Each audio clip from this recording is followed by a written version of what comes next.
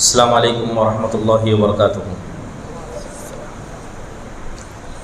حامدا و مصلیا اما بعد، اعوذ باللہ من الشیطان الرجیم، بسم اللہ الرحمن الرحیم۔ قل انما حرم ربی الفواحش ما ظہر منها وما بطن والاثم والبغی بغیر الحق وان تشرکوا باللہ ما لم ينزل به سلطانا وان تقولوا علی اللہ ما لا تعلمون۔ وقال تعالی یا بنی آدم خذوا زینتکم عند کل مسجد وکلوا واشربوا انہ لا يحب المسرفین۔ یہ سورہ اعراف کی آیت کریمہ تھی جس کو آپ کے سامنے پڑھ کر سنایا گیا۔ یہ سورہ اعراف، اس سورت کو اعراف اس لیے کہا جاتا ہے کیونکہ اللہ سبحانہ و تعالیٰ نے اس میں اعراف والوں کا قصہ ذکر کیا ہے۔ اب یہ اعراف والے کون ہیں، اس کے تعلق سے کچھ باتیں آپ کے سامنے بتائی جائیں گی۔ اس سورت کے اندر اللہ تبارک و تعالیٰ نے دو چیزوں کی جانب سب سے زیادہ مسلمانوں کی رہنمائی فرمائی ہے۔ پہلی چیز یہ، جیسے کہ آپ جانتے ہیں کہ جب اللہ کے نبی صلی اللہ علیہ وسلم دعوت کا کام کرتے تھے، دین اسلام کو پھیلاتے تھے، تو مشرکین کی جانب سے ایذا رسانی، تکلیفیں برابر آپ کو پہنچائی جاتی تھی۔ آپ انسان تھے، آپ کو بھی تکلیف ہوتی، آپ بھی پریشان ہوتے، تو لہذا قرآن کی کتنی ہی ایسی صورتیں ہیں یا کتنی ہی ایسی آیتیں ہیں جسے اللہ نے آپ کو تسلی دینے کے لیے نازل کی۔ اللہ تعالیٰ نے اس صورت کے اندر اس سے ماقبل نبیوں کا ذکر کیا۔ اللہ کے نبی صلی اللہ علیہ وسلم کو تسلی دیتے ہوئے اللہ نے فرمایا کہ جن مصیبتوں کو آپ جھیل رہے ہیں، جن پریشانیوں کا سامنا آپ کر رہے ہیں، یہ انبیاء کی سنت رہی ہے۔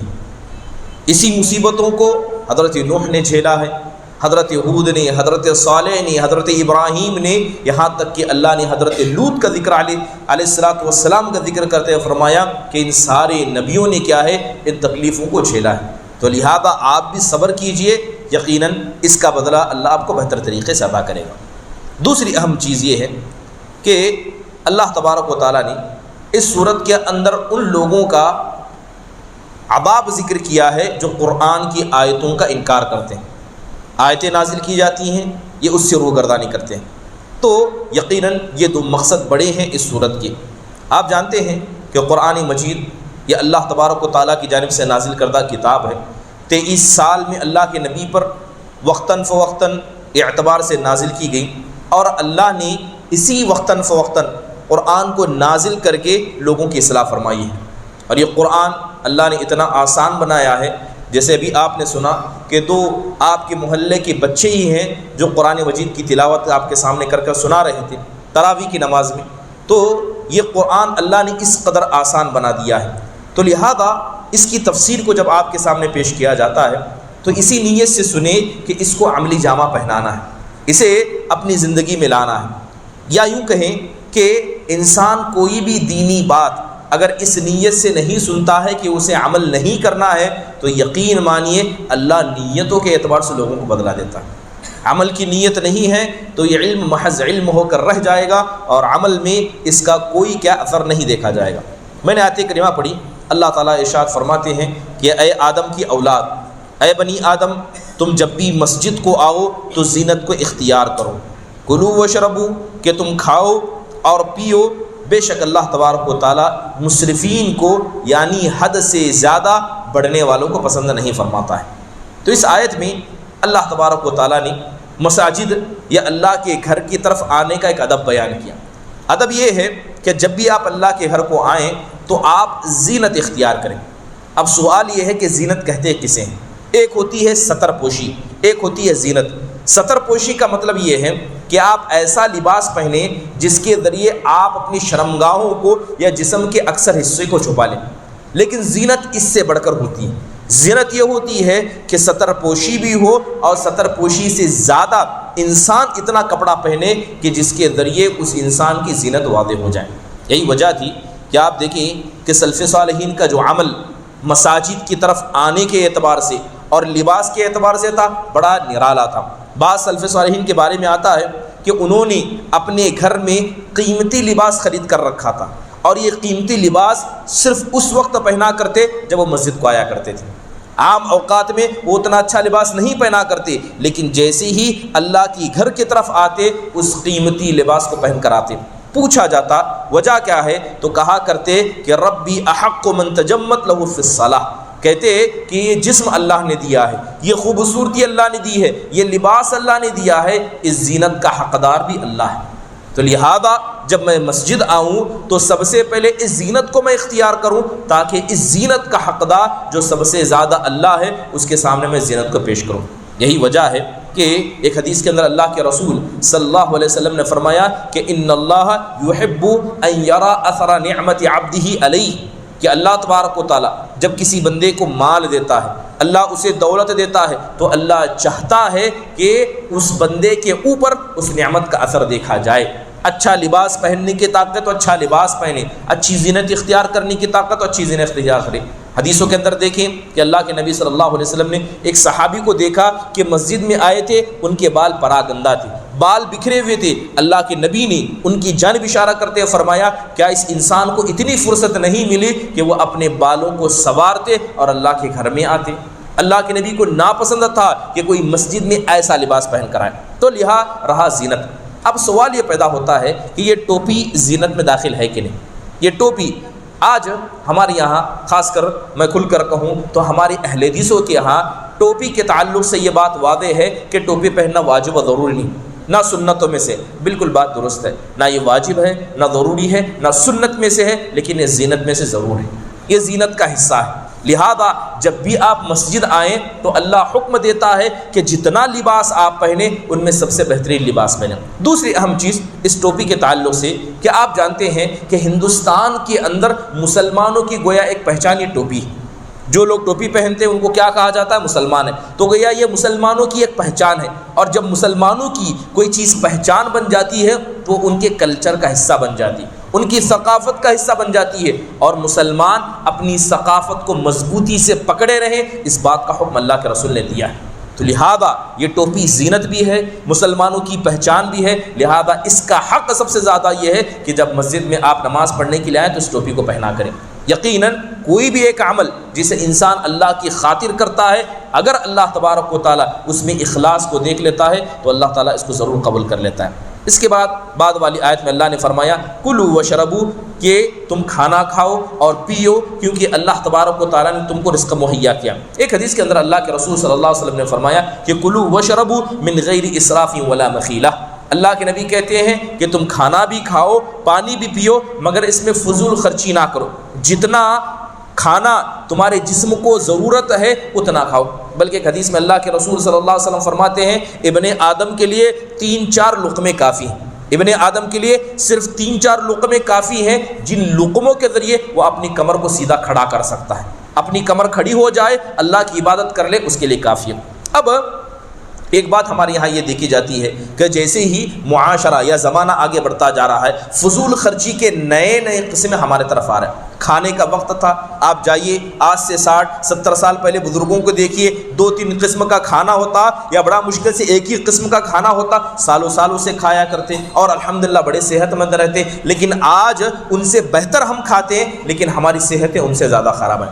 امام ابن قیم رحمہ اللہ نے اپنی کتاب کے اندر بڑی پیاری بات لکھی ہے، وہ کہتے ہیں کہ جب انسان ایک ہی قسم کی غذا روزانہ کھاتا ہے تو اس کے معدے کو ہضم کرنے میں آسانی ہوتی ہے، اس کے معدے کو پتہ ہے کہ کیا آنے والا ہے تو اسے آرام سے ہضم کرتا ہے، اور فضلہ کم، انسان کے جسم کو فائدہ زیادہ ملتا ہے۔ لیکن یہی انسان جب ناشتے میں 10 قسم کا ناشتہ، دوپہر میں 5 قسم کا ناشتہ، شام میں الگ الگ قسم کے کھانا کھائے تو معدہ اسے ہضم کرنے سے قاصر ہو جاتا ہے، زیادہ تر فضلہ ہو جاتا ہے، اور انسان کے جسم کو فائدہ کم پہنچتا ہے۔ اور دوسری اہم بات، جہاں تک یہ بیجا فضول خرچی کھانے میں ہے، بڑھ چڑھ کر کھانا، پیٹ بھر کر کھانا، آپ جانتے ہیں کہ اللہ کے رسول صلی اللہ علیہ وسلم نے کہا کہ مومن پیٹ بھر کر کھانا نہیں کھاتا۔ مومن کتنا کھانا کھاتا ہے؟ ایک حصہ کھانے کے لیے، ایک حصہ پانی کے لیے، تو ایک حصہ کس کے لیے ہوتا ہے؟ ہوا کے لیے ہوتا ہے۔ یہ مومن کا کردار ہوتا ہے۔ آپ جانتے ہیں کہ جب انسان پیٹ بھر کر کھاتا ہے تو انسان کی شہوت بڑھ جاتی ہے، اور انسان کی شہوت یہ شیطان کا سب سے بڑا ہتھیار ہے جس کے ذریعے وہ اللہ کے بندوں کو روکتا ہے۔ بلکہ قرآن میں ایک بڑی پیاری بات کہی گئی ایسے لوگوں کے تعلق سے جو کھانا کھلانا یا یوں کہیں کہ دسترخوان کو بھر دینا ایک عام عادت سمجھتے ہیں۔ قرآن میں اللہ فرماتا ہے کہ فَأَمَّا مَنْ طَغَى وَآثَرَ الْحَيَاةَ الدُّنْيَا فَإِنَّ الْجَحِيمَ هِيَ الْمَأْوَىٰ۔ اللہ کہتا ہے کہ جس نے زمین میں سرکشی کی اور دنیاوی زندگی کو آخرت کی زندگی پر فوقیت دی، فَإِنَّ الْجَحِيمَ هِيَ الْمَأْوَىٰ، تو ایسے انسان کا ٹھکانہ جہنم ہے۔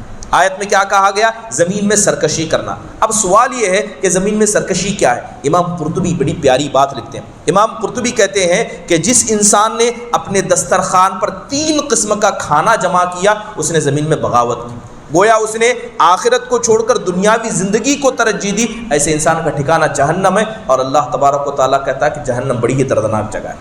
اب بتائیے ان آیتوں حدیثوں کو ہم سنتے ہیں تو ہمارے معاشرے میں ہم کیا عکاسی کریں گے کہ کھانے میں اتنی زیادتی، عبادت بھی اتنی ہی کوتاہی۔ واضح بات ہے کہ پیٹ بھر کر کھانا یہ شیطان کو کیا ہے، انسان کو اس طرف لے جاتا ہے کہ شیطان انسان کو عبادتوں سے دور ہوتا ہے۔ یہی وجہ تھی کہ صحابہ کو یہ پتا تھا، اللہ کے رسول کو پتا تھا، صحابہ کی یہاں کھانا پیٹ بھر کر ہوتا تب بھی وہ نہ کھایا کرتے، کیونکہ پیٹ بھر کر کھانے سے انسان کو سستی کاہلی ہو جاتی ہے۔ حضرت عمر بن خطاب رضی اللہ عنہ کا زمانہ تھا، ملک شام سے بہت سارے ادبا، بہت سارے اطباء ڈاکٹرز آئے تھے۔ ان میں سے ایک ڈاکٹر نے حضرت عمر بن خطاب کو لا کر ایک شیشی دی، اس کے اندر دوا تھی۔ تو حضرت عمر بن خطاب نے پوچھا یہ کس چیز کی دوا ہے؟ تو انہوں نے کہا یہ کھانا ہضم کرنے کی دوا ہے۔ کیا کہا؟ کھانا ہضم کرنے کی دوا ہے۔ حضرت عمر نے اس کو ڈھکیلتے ہوئے کہا کہ آج تک میں نے پیٹ بھر کر کھانا ہی نہیں کھایا کہ اس کو ہضم کرنے کے لیے اس کو کھاؤں کیا؟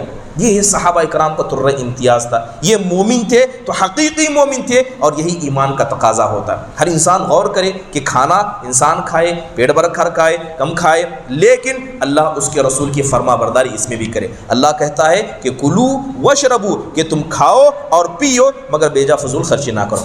پھر اس کے بعد اللہ تبارک و تعالیٰ نے دوسری آیت میں فرمایا قل انما حرم ربی الفواحش ما ظہر منها وما بطن والاثم والبغی بغیر الحق وان تشرکوا باللہ ما لم ينزل به سلطانا وان تقولوا علی اللہ ما لا تعلمون۔ اللہ کہتا ہے کہ اے اللہ کے نبی صلی اللہ علیہ وسلم آپ کہہ دیجئے بے شک اللہ نے تم پر حرام قرار دیا ہے۔ کن چیزوں کو حرام قرار دیا ہے؟ اللہ نے ہر ظاہر فحش کام کو، ہر باطن فحش کام کو اللہ نے حرام قرار دیا۔ والاثم والبغی بغیر الحق، اللہ نے گناہ کو اور ظلم و زیادتی کو جو بغیر حق کی جاتی ہے اللہ نے اس کو حرام قرار دیا۔ وَأَن تُشْرِكُوا بِاللَّهِ مَا لَمْ يُنَزِّلْ بِهِ سُلْطَانًا، اور اللہ نے اس چیز کو حرام قرار دیا ہے کہ تم اللہ کے ساتھ شرک کرو جبکہ اللہ نے اس کی کوئی دلیل نازل نہیں کی۔ پھر اللہ فرماتا ہے کہ وَأَن تَقُولُوا عَلَى اللَّهِ مَا لَا تَعْلَمُونَ، اور تم اللہ پر کوئی ایسی بات باندھو جس کے بارے میں اللہ تبارک و تعالیٰ نے کوئی علم تم کو نہیں دیا ہے۔ اس آیت کے اندر اللہ نے 4 گناہوں کا ذکر کیا۔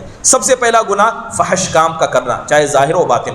دوسرا گناہ ظلم و زیادتی کرنا۔ تیسرا گناہ اللہ کے ساتھ شرک کرنا، اور چوتھا گناہ بغیر علم کے گفتگو کرنا، اللہ پر الزام ڈالنا۔ یہ 4 گناہ ترتیب کے اعتبار سے ایسے ہی ہیں۔ سب سے معمولی گناہ ہے انسان اللہ تبارک و تعالیٰ کے ساتھ فحش کا معاملہ کرے، ظاہری باطنی فحش کرے۔ اس سے خطرناک، اس سے بڑا گناہ ہے کہ انسان ظلم کرے، لوگوں کا حق کھا جائے، اور اس سے بڑھ کر گناہ یہ ہے کہ انسان اللہ کے ساتھ شرک کرے۔ اور اس دنیا کے اندر اگر شرک سے بڑھ کر کوئی گناہ ہے تو وہ ہے کہ انسان بغیر علم کے اللہ پر گفتگو کرے، بغیر علم کے اللہ پر گفتگو کرے۔ تو یہ گناہوں کی ترتیب اللہ نے ایسے ہی بتائی ہے۔ آپ جانتے ہیں کہ حرام کام جو اللہ نے بتائے وہ 2 قسم کے حرام کام ہیں۔ کچھ حرام کام ایسے ہیں جس کا کرنا کبھی انسان کے لیے درست نہیں، چاہے کتنی بھی مجبوری ہو انسان اس کام کو نہیں کر سکتا، اسلام اس بات کی اجازت نہیں دیتا۔ ان میں یہ 4 چیزیں سر فہرست ہیں۔ انسان کو موت آ جائے وہ فحش کام کا نہ کرے، انسان کو مرنے کا وقت آ جائے کسی پر ظلم نہ کرے، انسان کو موت نصیب ہو جائے وہ نہ شرک کرے اور نہ بغیر علم کے اللہ کے ساتھ گفتگو کرے۔ دوسرے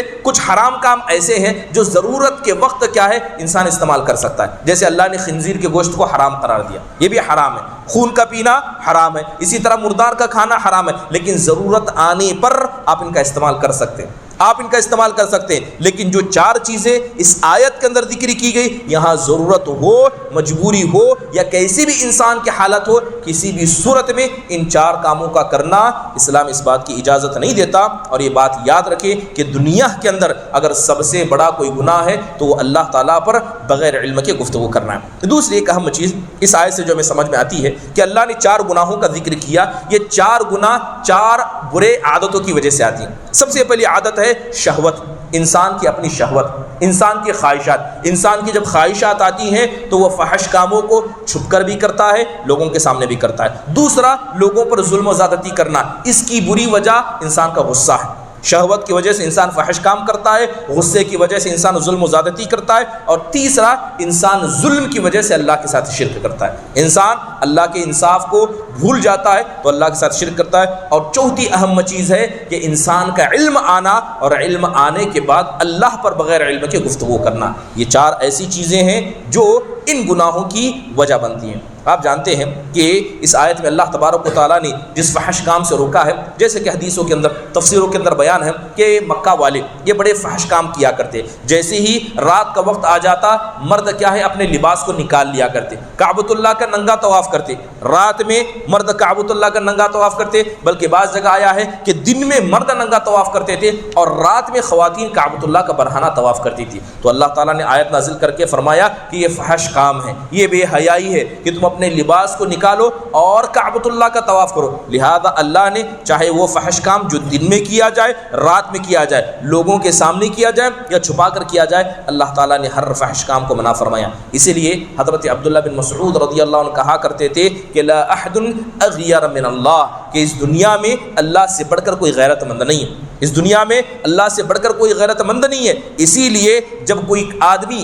فحش کام کرتا ہے تو سب سے پہلے اللہ کو غیرت آتی ہے، سب سے پہلے اللہ کو غیرت محسوس ہوتی ہے کہ اس کو میں نے پیدا کیا، حرام کاموں سے روکا، نیک کاموں کا حکم دیا، اس کے بعد بھی یہ ان فحش کاموں کو انجام دیتا ہے۔ اس کے بعد اللہ تبارک و تعالیٰ نے اسی صورت کے آخر میں کچھ اور چیزوں کا، حضرت قوم لوط کا ذکر کرتے ہوئے اللہ نے فرمایا انکم لتأتون الرجال شہوة من دون النساء بل انتم قوم مسرفون۔ اللہ نے کہا کہ تم ایک ایسی بدبخت قوم ہو کہ تم اپنی شہوتوں کو مردوں سے پورا کرتے ہو عورتوں کے علاوہ، بلکہ تم تو حد سے بڑھ جانے والی ایک قوم ہو۔ اس آیت میں بڑی پیاری باتیں کچھ علماء اکرام نے ذکر کی ہیں، انہی کو ذکر کرنا چاہوں گا۔ جیسے کہ اللہ تعالیٰ نے کہا، آپ جانتے ہیں کہ انسان شادی کرتا ہے، اگر پوچھا جائے کہ شادی کا مقصد کیا ہے، آج کے دور میں جب شہوتوں کا دور ہے، انسان کیا ہے عورتوں کو صرف شہوت کی نگاہ سے دیکھے، ایسا ماحول لوگوں کے سامنے بنا دیا گیا، گویا عورت صرف شہوت پوری کرنے کی چیز آج کل معاشرے میں بن گئی ہے۔ لیکن اسلام نے کبھی عورت کو کیا ہے اس نگاہ سے نہ دیکھنے اور نہ ہی اس نگاہ کے ذریعے عورت کے ساتھ تعامل کرنے کا حکم دیا۔ اللہ تعالیٰ کہتا ہے انکم لتأتون الرجال شہوة من دون النساء، کہ تم اپنی شہوتوں کو عورتوں کو چھوڑ کر مردوں سے کرتے ہو۔ تو اللہ تعالیٰ نے یہاں لفظ شہوت کا استعمال کیا، اور شہوت یہ حیوانی صفت ہے۔ شہوت کیا ہے؟ حیوانی صفت ہے۔ لہذا جس انسان کے پاس شہوت اتنی زیادہ ہو جائے کہ انسان ہر چیز میں اس کو تلاش کرے تو گویا وہ آدمی حیوانوں کے جیسا بن جاتا ہے۔ اب اسی لیے دیکھیں کہ ایک عقل مند انسان اگر پوچھا جائے کہ اسلام نے اگر شہوت کو پورا کرنے کے لیے نہیں تو پھر آخرکار شادی کا کیوں حکم دیا، تو یاد رکھے اسلام نے کبھی بھی شادی کو صرف شہوت پورا کرنے کا ذریعہ نہیں بتایا، اور نہ ہی شہوت ہی کا واحد ذریعہ بتایا، بلکہ اسلام نے شادی کی طرف جو لوگوں کو ابھارا ہے وہ نسل کو باقی رکھنے کے لیے، اولاد کو بڑھانے کے لیے۔ اس لیے اللہ کے نبی صلی اللہ علیہ وسلم کیا کرتے، شادی کرو تو ایسی عورتوں سے شادی کرو جو زیادہ محبت کرنے والی ہو اور زیادہ بچے دینے والی ہو، اس لیے کہ میں قیامت کے دن فخر کروں گا۔ شادی کا سب سے بڑا مقصد کیا ہے کہ انسان اولاد اپنی نسل کو بڑھائے اور جو امت محمدیہ ہے اس کو باقی رکھے، اس لیے انسان شادی کرے۔ اب اگر کوئی آدمی ان تمام چیزوں کو ہٹا کر صرف اپنی شہوت کو پورا کرنے کے لیے شادی کرتا ہے تو کہیں نہ کہیں یہ انسان کیا ہے، شادی کا جس مقصد کی خاطر اللہ نے شادی کو لازم قرار دیا تھا وہ اس مقصد کو پورا نہیں کرتا۔ اور یاد رکھیے جو لوگ صرف اپنی شہوت کو عورتوں کے ذریعے پورا کرنا یا عورت کو صرف شہوت سمجھتے ہیں، ایسے لوگ کیا ہے اپنی شہوت کو عورتوں سے بھی اور اس کے علاوہ طریقوں کے ذریعے بھی پورا کرتے ہیں۔ تو انسان کو چاہیے کہ وہ اپنی شہوت پر کنٹرول رکھے اور کبھی بھی عورتوں کو کیا ہے اسی کا مقصد نہ سمجھے۔ دوسری اہم چیز یہ اس میں اللہ تبارک و تعالیٰ نے جو بات بتائی کہ اللہ تعالیٰ نے یہاں پر حضرت لوط علیہ السلام کی بیوی کا ذکر کیا۔ آپ جانتے ہیں کہ قوم لوط میں جو بیماری تھی اس کا تعلق مردوں سے تھا، اس کا تعلق عورتوں سے نہیں تھا، لیکن پھر بھی جب اللہ نے عذاب کا ذکر کیا تو حضرت لوط کی بیوی کو ان میں شامل کیا، جبکہ حضرت لوط کی بیوی ان میں شامل نہیں تھی، گناہ میں شامل نہیں تھی۔ تو یہ بات ہمیں بتاتی ہے کہ اگر کوئی آدمی کوئی گناہ نہ کرے مگر پھر بھی کسی گنہگار قوم سے خوش ہو تو اللہ اس کے ساتھ ہی ان کا محاسبہ کرتا ہے۔ اگر کوئی آدمی گناہ کا کام نہ کرے لیکن گنہگار قوم کو سپورٹ کرے یا ان کے ساتھ ہو جائے یا ان کے صف میں کھڑا رہے، ان کے عمل سے راضی ہو جائے تو اللہ ان کے ساتھ ایسا ہی محاسبہ کرتا ہے۔ بڑا افسوس ہوتا ہے جو آج معاشرے کے اندر دیکھا جاتا ہے کہ ہم جنس پرستی، اسی طرح LGBT یہ کمیونٹی لوگوں کے درمیان عام ہو رہی ہے، یہ لوگ اپنے حق کے لیے لڑ رہے ہیں، تو افسوس ہوتا ہے کہ بہت سارے مسلمان ان کا سپورٹ کرنے کے لیے آگے نکلتے ہیں۔ ہم جنس پرستی ہو، چاہے مردوں کا مردوں کے ساتھ، عورتوں کا عورتوں کے ساتھ، یا جو مخنثین ہیں ان کی جو اپنی کمیونٹی ہے، یہاں تک کہ مرد عورتوں کے شبات اختیار کر لیتے ہیں، عورتیں مردوں کے شبات اختیار کر لیتے ہیں، تو ایسی کمیونٹی کو سپورٹ کرنا یاد رکھیں، اگر آپ وہ گناہ نہ کریں مگر ان کو آپ سپورٹ کرتے ہیں تو اللہ تعالیٰ ان لوگوں کا محاسبہ انہی کے ساتھ کرے گا جس طرح اللہ نے حضرت لوط کی بیوی کا محاسبہ ایسے مردوں کے ساتھ کیا تھا جو مرد آپس میں گنہگار تھے، عورتوں سے ان کا کوئی تعلق نہیں تھا۔ تو اس کے علاوہ آخری بات کہ زنا، آپ کہتے ہیں کہ زنا کا تعلق صرف عورت سے نہیں ہوتا ہے، اگر کوئی آدمی اپنی حاجت کو کسی مرد سے بھی پورا کرتا ہے تو اسلام اس کو بھی زنا کہتا ہے، اور اسلام نے جو زنا کی سزائیں ایک عورت کے ساتھ ضرورت کو پورا کرنے پر رکھی ہیں وہی ساری سزائیں اس آدمی پر بھی رکھی ہیں جو آدمیوں کے ساتھ اپنی ضرورت کو پورا کرتا ہے۔ اللہ تعالیٰ سے دعا ہے کہ اللہ تبارک و تعالیٰ دین اسلام کی صحیح سمجھ ہمیں عطا فرمائے اور کھانے پینے کے مسئلے میں انسان پرہیزگار بنے۔ اللہ تبارک و تعالیٰ ہم سب کو عمل کی توفیق نصیب فرمائے، آمین۔ وآخر دعوانا الحمد للہ رب العالمین۔ السلام علیکم ورحمۃ اللہ وبرکاتہ۔